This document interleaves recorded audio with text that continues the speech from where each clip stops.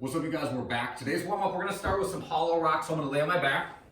I'm going to hollow my body up by lifting my shoulder blades up. Okay, I got my toes pointed, my knees locked, my feet are together. I'm going to put my arms up overhead, and I rock back and forth. So if my belly and my butt aren't tight, it's going to be really hard to hollow rock. So make sure that you're squeezing your belly so tight that your ribs pull down. Behind should be on tension as well. That will help to hollow you out. Nice and smooth motion. If you're struggling with these, you guys can bend your knees a little bit, maybe put your hands alongside your hips.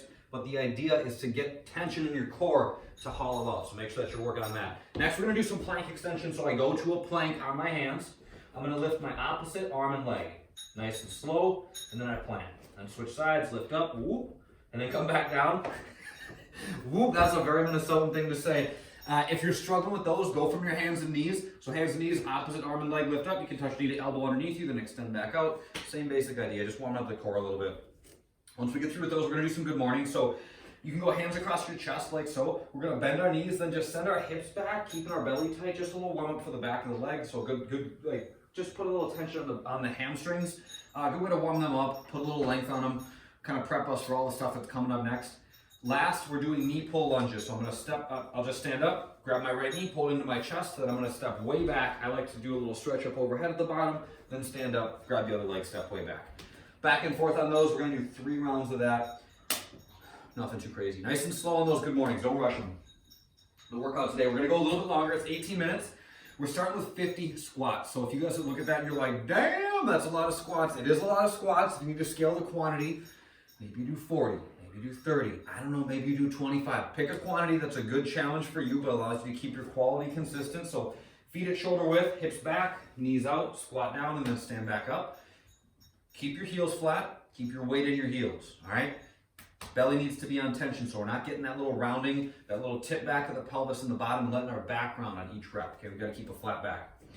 After that, we're going to be doing alternating dumbbell snatches. So I got one of these dumbbells, I'm going to set it between my feet, shoulders back, belly tight. I'm going to try to resist the urge to twist as I pick the thing up. So I'm staying square to the ground as much as I can. I grab the bell, open my hips, and come all the way up to overhead. Switch hands, touch, and go. Okay, come back down, switch hands, touch, and go. If you want to switch hands at the bottom, you can do that. If you want to go on the way down, whatever works. After that, dumbbell simulated thigh pull. So if you guys want to go to, if you want to use 2 dumbbells, you can do that. If you want to hold 1 dumbbell with both hands, either will work just fine. We're going to go to a wide stance. My toes are going to point out. My shoulders are going to pull back. I'm going to squeeze my belly and bend my knees. Then I reach down, grab a hold of the bell. I'm going to open my hips and lift the bell up to underneath my shoulders, okay? So the top of the rep looks like this. I'm not lifting it in front of my face. I'm here, my shoulders are back and down the entire time. Touch the dumbbell to the ground, open my hips, and come up. So it's one motion on the way up. I stop at my hips on the way down. If you guys want 1 dumbbell per hand, you can do that if you want to use a little bit more weight. Just like in those good mornings, prioritize that flat back throughout, okay? That's important. We want to keep our belly tight, we want to keep our shoulders pulled back as we go through this. Kind of a big set, so make sure that you're paying attention to tension in your core as you're working, especially as we get into some of the later rounds.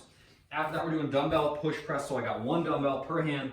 I'm going to put them on my shoulders, dip, drive, and press overhead. And then the last thing I'm doing is strict burpees. So the only thing that's different between a strict burpee and a traditional burpee is that the push-up is actually a push-up. So with a regular burpee, we're just kind of getting to the ground, right? There's not like a stop in a plank, do a push-up.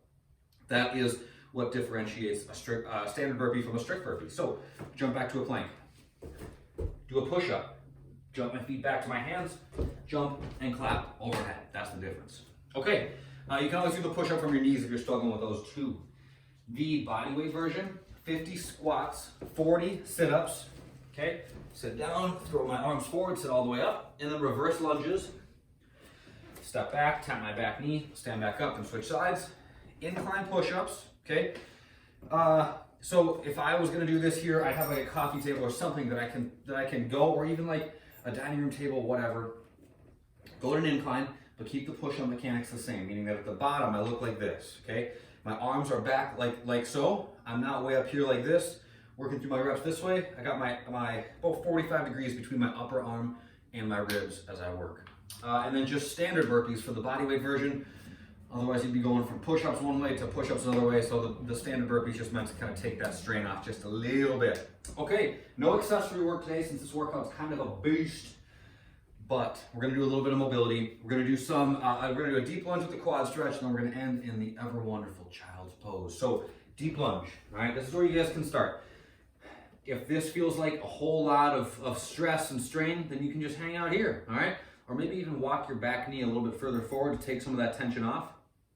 That's kind of up to you.